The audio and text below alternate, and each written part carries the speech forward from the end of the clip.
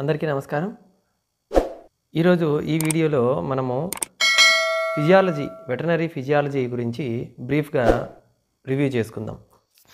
ఇందులో మొదటిది circulatory system, ఒకటిది heart. So సెంట్రల్లో ఈ హార్ట్లో మనము రైట్ సైడ్, ఇది లెఫ్ట్ సైడ్ అని మార్క్ చేసుకుంటాము.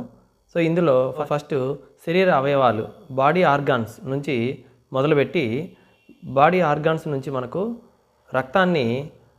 చెడు రక్తాన్ని బాడీ ఆర్గాన్స్లో ఎక్కడెక్కడో ఉత్పత్తి అయినటువంటి చెడు రక్తాన్ని మనకు మహాశిర అంటాము. యాంటీరియర్ అండ్ పోస్టీరియర్ వీన కేవా అని ఉంటాయి. ఈ వీన్స్ అనేవి తీసుకొని కుడి కర్ణికలోకి వేయడం జరుగుతుంది, అంటే రైట్ ఏట్రియం. సో ఈ పైన ఉన్నటువంటి వాటిని, ఈ రెండు గదులను ఏట్రియం అంటారు కర్ణికలు, కింద ఉన్నటువంటి రెండు గదులను జఠరికలు లేదా వెంట్రికల్స్ అంటారు ఇంగ్లీష్లో. సో ఫస్ట్ రక్తం అనేది మనకు కుడి కర్ణికలోకి చెడు రక్తం వచ్చి చేరుతుంది. సో తర్వాత కుడి కర్ణిక నుంచి కుడి జఠరికలోనికి రక్తం వస్తుంది, చెడు రక్తం అనేది. అయితే ఈ మార్గంలో మనకు మూడు కవాటాలు ఉన్నటువంటి ట్రైకస్పిడ్ కవాటం అంటాము, దీన్ని ట్రైకస్పిడ్ కవాటము.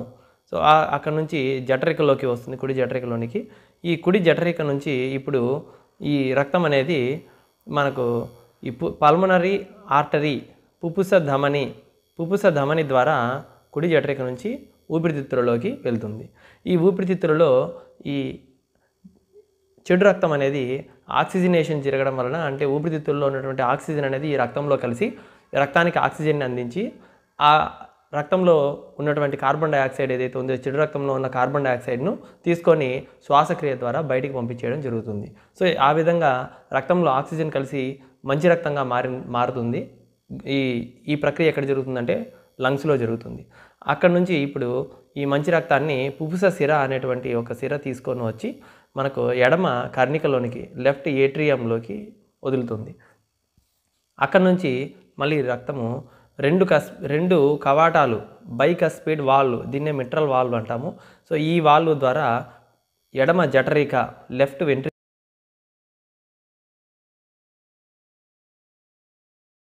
మహాధమని లేదా అయోటా అంటాము. సో ఈ ద్వారా ఇతర శరీర అవయవాలకు చేరవేయబడుతుంది. కరోనరీ ధమని అనే ఒక ధమనిని, అలాగే బ్రేకియోసెఫాలిక్ అనేటువంటి ఒక ధమనిని, డిసెండింగ్ అయోటా అనే ఇంకొక ధమనిని ఇస్తుంది. బ్రాంచెస్గా విడిపోతుంది. ఈ కరోనరీ ఆర్టరీ అనేది గుండెకు రక్తాన్ని సరఫరా చేస్తే, బ్రేకియోసెఫాలిక్ ఆర్టరీ అనేది తలకు సప్లై చేస్తుంది. అలాగే డిసెండింగ్ అయోటా లేదా డిసెండింగ్ మహాధమని అనేది మిగిలిన బాడీ పార్ట్స్ అన్నిటికీ, చేతులకు, కాళ్ళకు, పొట్ట, చెస్ట్, తోక అన్నిటికీ కూడా రక్తాన్ని సరఫరా చేస్తుంది. ఇది సింపుల్గా మనకు బ్లడ్ సర్క్యులేషన్ సిస్టమ్. సో రక్త ప్రసరణ వ్యవస్థలో గుండె గురించి చూసిన తర్వాత రక్త కణాల గురించి చూద్దాం. సో మనం రక్తాన్ని సరఫరా చేసేటువంటి నాళాలను రక్తనాళాలు అంటాము శరీరంలో. ఇవి సిరలు, ధమనులు, వీన్స్, ఆర్టరీస్ అనే రెండు భాగాలుగా ఉంటాయి. వీటిల్లో రక్తం అనేది ప్రసరణ జరుగుతూ ఉంటుంది. సిరలు అనేటువంటివి, వీన్స్ అనేవి బాడీ ఆర్గాన్స్ నుంచి చెడు రక్తాన్ని గుండెకి తీసుకెళ్తాయి. ఆర్టరీస్ లేదా ధమనులు అనేవి మంచి రక్తాన్ని ఎడమ జఠరిక నుంచి మనకు శరీర భాగాలకు సరఫరా చేయడం జరుగుతుంది. అయితే ఈ రక్తంలో దాదాపు మనకు 70% ప్లాస్మా అనేటువంటి నీటి భాగం ఉంటుంది. మిగిలిన 30% మాత్రమే మనకు కణాలు అనేవి ఉంటాయి. ఈ కణాలలో మనము రక్త కణాలు అంటాం వీటిని. ఈ రక్త కణాలలో 3 రకాలు ఉంటాయి ముఖ్యంగా. ఒకటి తెల్ల రక్త కణాలు, ఎర్ర రక్త కణాలు, అలాగే రక్త ఫలకికలు లేదా ప్లేట్లెట్స్ అంటాము. సో ఈ ఆర్బీసీ, రెడ్ బ్లడ్ సెల్స్, వీటిని చూసినట్లయితే ఇందులో కేంద్రకం ఉండదు జనరల్గా. కానీ పక్షులు, ఒంటెలు, లామాస్ అనేటువంటి కొన్ని ఆ జంతువులలో మాత్రము ఆర్బీసీ అనేటువంటి కణంలో మనకు కేంద్రకం అనేది ఉండడం జరుగుతుంది. అలాగే వీటి యొక్క జీవిత కాలము మనకు 120 రోజులు అని చెప్పబడుతుంది. ఇవి పిండము దశలో ఉన్నప్పుడు కాలేయం నుంచి ఉత్పత్తి అవుతాయి. తర్వాత పెద్దవైన తర్వాత మనుషులలో వచ్చేసి లేదా జంతువులలో ఇవి ఎముక మజ్జ అంటాము. పొడవుగా ఉన్నటువంటి ఎముకలలో ఎముక మజ్జ అనేది ఉంటుంది, దాని నుంచి ఉత్పత్తి అవ్వడం జరుగుతుంది. సో ఇవి అందాజుగా మనకు పశువులలో 5 నుంచి 10 మిలియన్లు ఉంటాయి పర్ మైక్రోలీటర్. ఇవి వచ్చేసి బైకాన్కేవ్ షేప్ అంటాము వీటిని, అంటే ద్విపుటాకారము ఈ షేప్లో ఉంటాయి. వీటిలో కేంద్రకం ఉండదు. తర్వాత తెల్ల రక్త కణాలలో వచ్చినట్టయితే ఈ వీటి యొక్క లైఫ్ స్పాన్ జనరల్గా 12 నుంచి 13 రోజులు ఉంటుంది. ఇవి అందాజుగా మనకు 6 నుంచి 12,000 ఉంటాయి మనం లెక్క కట్టినట్లయితే. సో ఇందులో కణికలు ఈ కణాలలో వచ్చేసి ఈ కణాలలో కణికలు అంటే చుక్కలు చుక్కలుగా ఉన్నటువంటి కణికలు ఉండటం జరుగుతుంది. వాటిని కణికలు ఉన్నట్లయితే గ్రాన్యులోసైట్లని, కణికలు లేనట్లయితే ఏ గ్రాన్యులోసైట్లని అంటారు. గ్రాన్యులోసైట్లు ఈ కణికలు అంటే ఇంగ్లీష్లో గ్రాన్యూల్స్ ఉంటే గ్రాన్యులోసైట్స్, లేకపోతే ఏ గ్రాన్యులోసైట్స్. సో ఈ గ్రాన్యూల్స్ ఉండేవి న్యూట్రోఫిల్స్, ఈసినోఫిల్స్, బేసోఫిల్స్. ఈ న్యూట్రోఫిల్స్ అనేవి అందాజుగా మొత్తం తెల్ల రక్త కణాల్లో 30%, ఈసినోఫిల్స్ 3%, బేసోఫిల్స్ 1% ఉండడం జరుగుతుంది. ఈ న్యూట్రోఫిల్స్ అనే వాటిలో న్యూక్లియస్, సో న్యూక్లియస్ గురించి చెప్పినట్టయితే తెల్ల రక్త కణాలన్నింటిలో కూడా న్యూక్లియస్ అనేది ఉంటుంది, కేంద్రకం ఉంటుంది. ఎర్ర రక్త కణాల్లో కేంద్రకం ఉండదు. నెక్స్ట్ ఈ న్యూట్రోఫిల్స్లో కేంద్రకం అనేది న్యూక్లియస్ అనేది మనకు 3 నుంచి 5 తమ్మెలు అంటాము, అంటే బ్రాంచెస్, లోబ్స్ లాగా ఉంటుంది. ఈ విధంగా లోబ్స్ లాగా ఉంటుంది. ఇది బొమ్మలో చూసినట్టయితే మీకు క్లియర్గా అర్థమవుతుంది. సో ఆ విధంగా లోబ్స్ లాగా ఉంటుంది. ప్లస్ ఇవి మొదటి రక్షక కణాలు అని అంటాం వీటిని. అంటే శరీరంలోకి ఏదైనా ఫారిన్ బాడీ యాంటీజెన్ ఎంటర్ అయినప్పుడు ఫస్ట్ ఫైట్ చేయడం కోసం అని చెప్పేసి ఇవి బయటికి వస్తుంటాయి. తర్వాత వీటిని కోళ్ళల్లో హెటెరోఫిల్స్ అని పిలుస్తాం. ఈసినోఫిల్స్ అనేవి మనకు అలర్జీ కండిషన్స్లో ఎక్కువ అవుతూ ఉంటాయి. మనం బ్లడ్ టెస్ట్ చేయించుకున్నట్లయితే అలర్జీలో తుమ్ములు, దగ్గులు, చర్మం, స్కిన్ ఇన్ఫెక్షన్స్ అవి ఎక్కువ ఉన్నప్పుడు ఈసినోఫిల్స్ అనేవి రక్తంలో ఎక్కువగా కనిపిస్తుంటాయి. సో అలా ఎక్కువ అయ్యాయి అని అంటే అలర్జీ ఉన్నట్టు శరీరంలో చెప్పచ్చు. అలాగే పారాసైట్స్ ఇన్ఫెక్షన్ ఉన్నప్పుడు కూడా ఇవి రక్తంలో ఎక్కువ అవుతూ ఉంటాయి. సో నెక్స్ట్ బేసోఫిల్స్ అనేవి 1% మాత్రమే ఉంటాయి ఇవి మొత్తం రక్త కణాలలో. వీటిలో కూడా కేంద్రకము బేసోఫిల్స్ అనేవి మొత్తం రక్తంలో 1% మాత్రమే ఉంటాయి. వీటిల్లో కూడా కేంద్రకం అనేది 1 లేదా 2 లోబ్స్ కలిగి ఉంటుంది. అలాగే వీటిని కండరాలలో లేదా కనెక్టివ్ టిష్యూలలో వీటిని మ్యాస్ట్ సెల్స్ అని పిలుస్తుంటాము. ఈ మ్యాస్ట్ సెల్స్ నుంచి కండరాలలో ఉన్నటువంటి ఈ బేసోఫిల్స్ నుంచి హిస్టామిన్స్, అలాగే హెపారిన్ అనేటువంటి యాంటీకోయాగులెంట్, హిస్టామిన్ అనేటువంటి అలర్జిక్ కెమికల్ విడుదలవ్వడం జరుగుతుంది. అలాగే ఏ గ్రాన్యులోసైట్లు, వీటిల్లో లింఫోసైట్లు, మోనోసైట్లు అని 2 రకాల కణాలు ఉంటాయి. ఈ లింఫోసైట్లలో 60% ఉంటాయి లింఫోసైట్స్ అనేవి. ఈ లింఫోసైట్స్ అనేవి వీటిలో కేంద్రకం అనేది చాలా పెద్దగా ఉంటుంది. అలాగే మోనోసైట్లలో వచ్చేసి ఈ న్యూక్లియస్ అనేది కిడ్నీ షేప్ అంటాము, చిక్కుడు గింజ ఆకారం లేదా కిడ్నీ షేప్ అని చెప్తారు. అలాగే లింఫోసైట్లలో యాంటీబాడీలు అనేవి దీని నుంచి ఉత్పత్తి అవుతాయి. ఈ లింఫోసైట్లలో మళ్ళీ బి లింఫోసైట్లు, టీ లింఫోసైట్స్ అనేవి 2 రకాలుగా ఉంటాయి. సో వీటి నుంచి మనకు యాంటీబాడీలు, ఇమ్యునోగ్లోబులిన్స్ అంటాము, ఐజీ అనేవి, అవి దీని నుంచి ఉత్పత్తి అవుతుంటాయి. తర్వాత ఈ మోనోసైట్లు అనేవి వీటిలో ఇవి మొత్తము తెల్ల రక్త కణాలన్నింటిలో కూడా పెద్ద సైజులో ఉండేటువంటి కణాలు ఇవి. తర్వాత కిడ్నీ షేప్లో ఉండేటువంటి న్యూక్లియస్ ఉంటుంది. అలాగే వీటిని మ్యాక్రోఫేజెస్ అని అంటారు. వీటిని కనెక్టివ్ టిష్యూలలో ఉండేటువంటి మోనోసైట్లను మ్యాక్రోఫేజెస్ అంటారు. ఓకే, నెక్స్ట్ రక్త ఫలకికలు లేదా ప్లేట్లెట్స్. ఇవి లైఫ్ స్పాన్ వచ్చేసి 2 నుంచి 5 రోజులు ఉంటుంది. 2 నుంచి 10 × 10⁵ పర్ మైక్రోలీటర్ వీటి యొక్క నెంబరు యావరేజ్గా చూసినట్లయితే. నెక్స్ట్ నూలు కండే ఆకారంలో స్పిండిల్ షేప్ అంటాము, స్పిండిల్ షేప్లో ఉంటాయి. సెరటోనిన్ అనేటువంటి దానిని కెమికల్ను ఈ రక్త కణాలు ఉత్పత్తి చేస్తాయి. అది దేనికోసం ఉపయోగపడుతుందంటే బ్లడ్ వెజల్స్ని కాంట్రాక్ట్ చేయడానికి, అంటే రక్త కణాల సంకోచాలకు సంబంధించినటువంటి కెమికల్ని ఉత్పత్తి చేస్తాయి ప్లేట్లెట్స్ అనేటువంటివి. నెక్స్ట్ డైజెస్టివ్ సిస్టమ్ చూద్దాము. సో ఇది డైజెస్టివ్ సిస్టమ్ అనేది నోటితో మొదలవుతుంది. నోరు, తర్వాత గ్రసని లేదా ఫ్యారింగ్స్, తర్వాత ఆహార వాహిక, ఇంగ్లీష్లో ఈసోఫేగస్ అంటాము. తర్వాత పొట్టలో వచ్చేసి రూమెన్, రెటిక్యులం, ఒమేజం, అబొమేజం అనేటువంటి 4 భాగాలు కలిగి ఉంటుంది రూమినెంట్స్ యొక్క పొట్ట. తర్వాత చిన్నపేగుల్లో డియోడినం, జెజునం, ఇలియం అనేటువంటి 3 భాగాలు ఉంటాయి. తర్వాత పెద్దపేగులు, ఈ పెద్దపేగుల్లో సీకం, కోలాన్, రెక్టం అనేటువంటి 3 భాగాలు ఉంటాయి. ఈ రెక్టంనే పాయువు అని కూడా అంటాము. ఇది మనకు ఈ మలాన్ని, డంగ్ని బయటికి పంపించేటువంటి ద్వారము. అయితే ఇందులో ఈ డైజెస్టివ్ సిస్టంలో మొదటిది నోట్లో వచ్చేసి మనకు కింద దవడలో కొరికే దంతాలు అంటాము, ఇన్సిజార్స్, అవి ఉంటాయి. మామూలుగా కింది దవడలో ఉంటాయి పశువుల్లో, కానీ పై దవడలో ఉండవు. కాబట్టి ఆ ప్లేస్లో ఒక ప్యాడ్ మాదిరి మనకు సాఫ్ట్గా ఉన్నటువంటి ఒక టిష్యూ కణజాలం ఉంటుంది, దాన్ని డెంటల్ ప్యాడ్ అంటాము.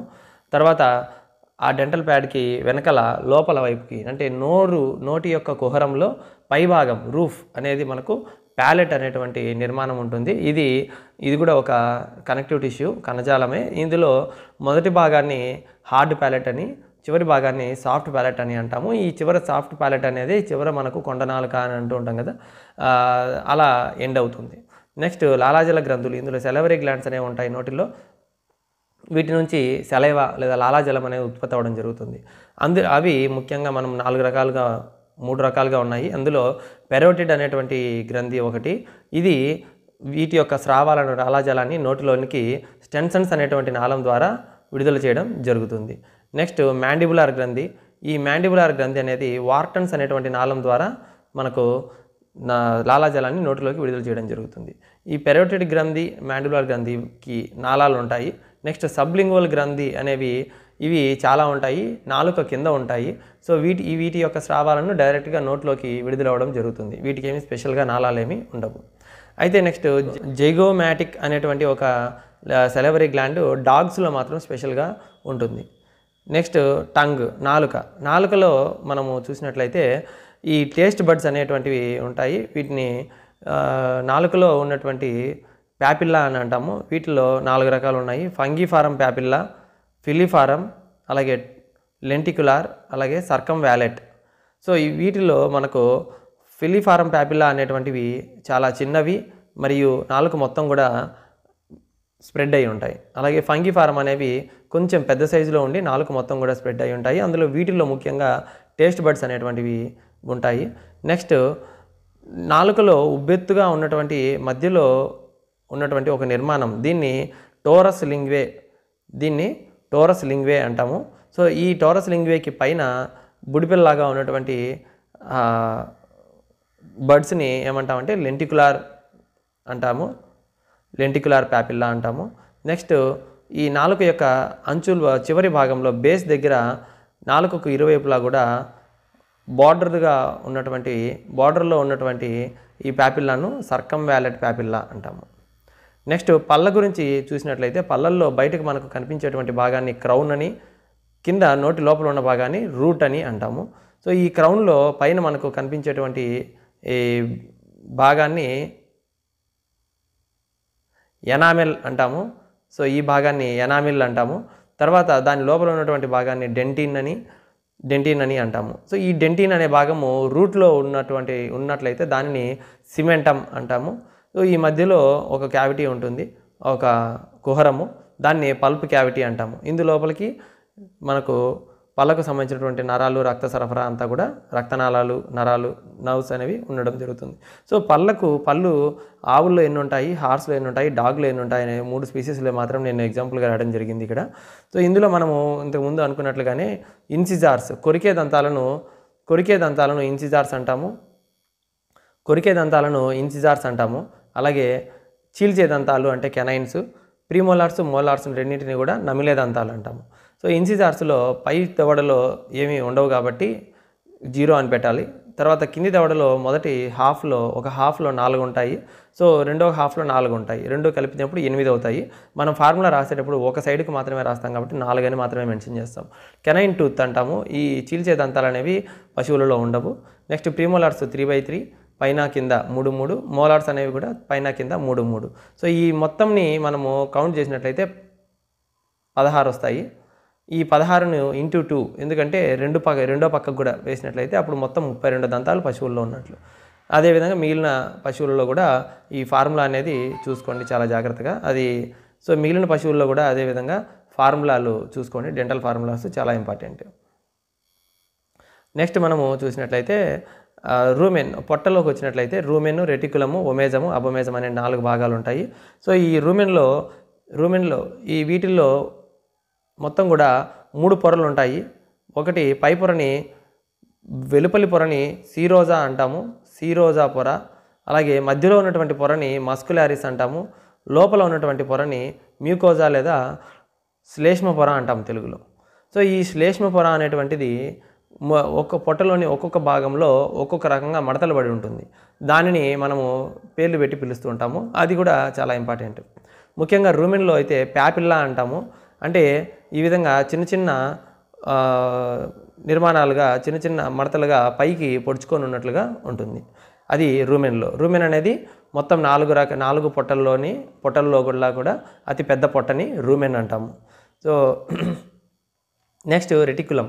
ఈ రెటిక్యులం అంటే ఇందులో ఈ మ్యూకోజా పొర, శ్లేష్మ పొర అనేది తేనె తుట్టులాగా అమర్చబడి ఉంటుంది ఈ విధంగా. నెక్స్ట్ ఒమేజం. ఇందులో వచ్చేసి లామినా లాగా ఉంటుంది మ్యూకోజా పొర అనేది, అంటే ఒక ఆకుల మాదిరిగా మడతలు పడినట్టుగా ఉంటుంది. నెక్స్ట్ అబోమేజంని నిజమైన పొట్ట అని అంటాము. ఎందుకంటే ఇందులో గ్రంథులు ఉంటాయి. ఈ గ్రంథుల నుంచి మనకు ఆహారము డైజెస్ట్ అవ్వడం, అరుగుదలకు రావడం కోసం సంబంధించినటువంటి ఎంజైమ్స్ అనేవి విడుదలవ్వడం జరుగుతుంది.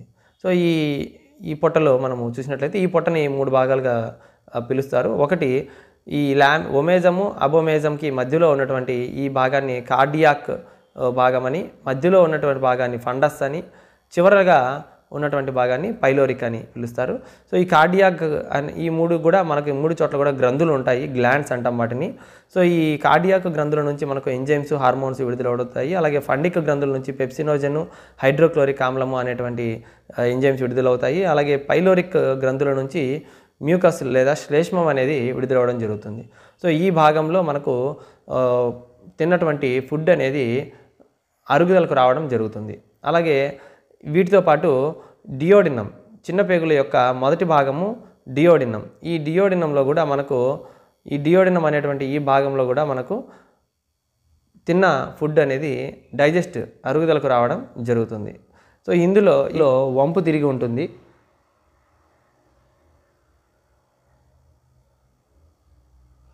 ఈ డియోడినం అనేది 1 మీటర్ పొడవు ఉంటుంది. అలాగే ఎస్ షేప్లో వంపు తిరిగి ఉంటుంది. తర్వాత ఇందులోకి మనకు బైల్ డక్ట్, అంటే లివర్ నుంచి హెపాటిక్ డక్ట్ అనేది వచ్చి అక్కడ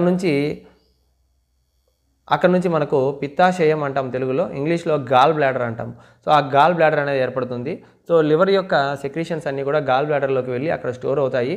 తర్వాత పొట్టలో ఫుడ్ ఉన్నదాన్ని బట్టి ఈ గాల్ బ్లాడర్ నుంచి బైల్ డక్ట్ అనేటువంటి ఒక నాళం ద్వారా ఆ ఎంజైమ్స్ అన్నీ కూడా మనకు బైల్ జ్యూస్ అంటాము, అంటే పైత్య రసం తెలుగులో. సో అందులో బైల్ సాల్ట్స్, బైల్ పిగ్మెంట్స్ అనేటువంటివి కెమికల్ రసాయనాలు ఉంటాయి. అవి ఫుడ్ను అరిగించడం కోసం ఉపయోగపడుతుంటాయి. అవన్నీ కూడా మనకి ఇక్కడ డియోడినంలోకి ఓపెన్ అవడం జరుగుతుంది. నెక్స్ట్ అలాగే క్లోమ గ్రంథి అనే ఒక గ్రంథి ఉంటుంది, గ్లాండ్. ఈ క్లోమం గ్రంథి నుంచి కూడా ప్యాంక్రియాటిక్ డక్ట్ అనేటువంటి ఒక నాళం ద్వారా ప్యాంక్రియాటిక్ జ్యూస్, క్లోమాన్ని ఇంగ్లీష్లో ప్యాంక్రియాస్ అంటారు. సో ప్యాంక్రియాటిక్ జ్యూస్ అనేది కూడా ఇక్కడ మనకు డియోడినంలోకి ఓపెన్ అవ్వడం జరుగుతుంది. సో ఆ విధంగా ఈ రెండు గ్రంథుల యొక్క రసాయనాలు ఈ డియోడినంలోకి విడుదలవ్వడం వల్ల ఇక్కడ కూడా కొద్దిగా డైజెషన్, అంటే అరుగుదల అనేది రావడం జరుగుతుంది ఫుడ్. తర్వాత ఉన్నటువంటిది జజునము. ఇది 38 మీటర్లు ఉంటుంది. ఇలియం 1 మీటర్ ఉంటుంది.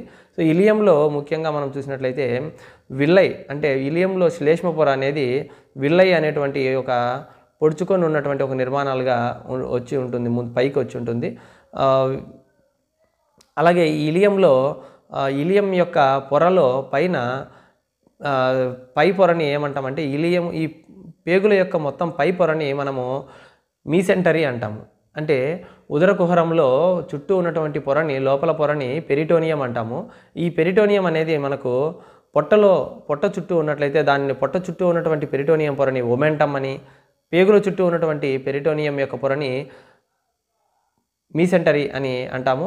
సో ఈ మీసెంటరీ పొర మీద మనకు లింఫ్ గ్రంథులు ఉంటాయి కొన్ని. ఆ లింఫ్ గ్రంథులు మీసెంటరీలు ఈ పేగుల దగ్గర ఎక్కడైనా ఏవైనా సూక్ష్మక్రిములు ఎంటర్ అయినట్లయితే ఆ లింఫ్ గ్రంథుల నుంచి లింఫోసైట్లు అనేవి ఉత్పత్తి అయ్యి వాటిని చంపేయడానికి ఉపయోగపడతాయి. ఆ లింఫ్ గ్రంథులను పేయర్స్ ప్యాచెస్ అంటాము.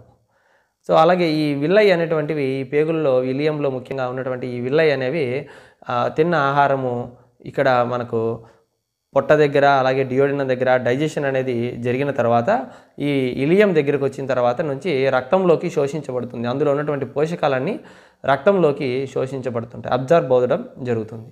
సో ఆ విధంగా చిన్న పేగులు అనేవి ఉపయోగపడుతుంటాయి. తర్వాత పెద్ద పేగుల్లో సీకము, కోలాను, రెక్టమ్ అని ఉంటాయి. ఇవి 0.75 మీటర్లు, 10 మీటర్లు, 0.25 మీటర్లు అనేవి ఉంటాయి. ఇవి మొత్తము ఫుడ్లో పోషకాలన్నీ కూడా రక్తంలోకి అబ్జార్బ్ అయిన తర్వాత, శోషించబడిన తర్వాత మిగిలినటువంటి పిప్పి బయటికి వచ్చేటప్పుడు ఎక్కడ కూడా ఆ మ్యూకస్ పొరలో అడ్డుపడకుండా ఉండడం కోసం అని చెప్పేసి ఆ పిప్పి చుట్టూ కూడా మనకు శ్లేష్మం అనేది ఉంటుంది, మ్యూకస్ ఒక జిగురు లాంటి పదార్థాన్ని స్రవిస్తాయి ఇందులో ఉన్నటువంటి గ్రంథులు. దానివల్ల ఆ ఫుడ్ పార్టికల్ ఏదైతే బయటకు వచ్చేటువంటి పేడ ఏదైతే ఉంటుందో అది స్మూత్గా బయటకు వచ్చేసేదానికి ఉపయోగపడుతుంటాయి. వాటిని గోబ్లెట్ సెల్స్ అంటాము. అవి విడుదల చేసేటువంటి స్రావాలను మ్యూకస్ అంటాము.